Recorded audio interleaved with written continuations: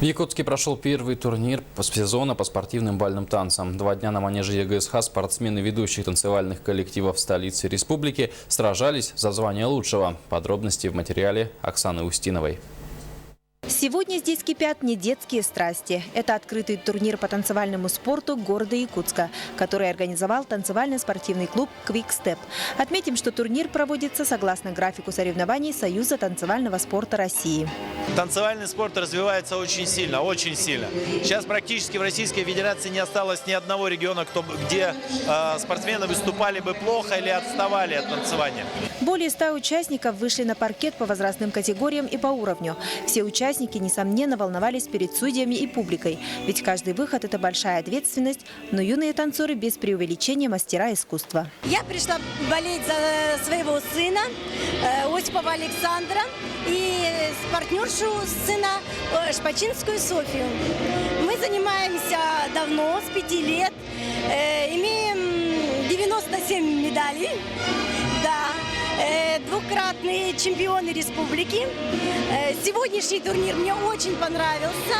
Безукоризненно прямая спина и отточенные движения. Эти юные танцоры с легкостью исполняют замысловатые па самбо и ча-ча-ча. Софья и Никита занимаются спортивными бальными танцами с малых лет, но в паре танцуют только 1 месяц.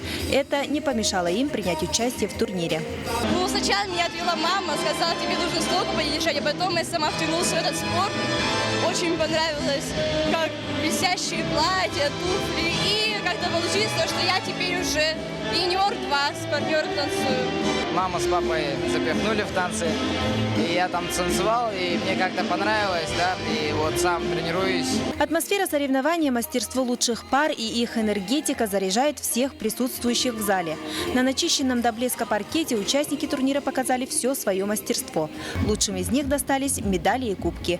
Пара Валерии Федотовой и Виталия Татаринова в итоге завоевала 4 золотых медалей. И это неудивительно. Несмотря на юный возраст, у них за плечами немало соревнований и побед. Для города Якутска достаточно неплохой уровень, естественно, да. Мы будем расти, развиваться. Мы, соответственно, эти турниры и делаем для того, чтобы спортсмены видели свой уровень, да, и к чему стремиться. Набранные на соревнованиях баллы являются основанием для присвоения спортсмену более высокого класса. Наверное, не будет секретом, если скажу, что каждый участник турнира мечтает доплясать до мировой славы. Желаем им больших успехов. Оксана Устинова, Евгений Лугинов, НВК «Саха», Якутск.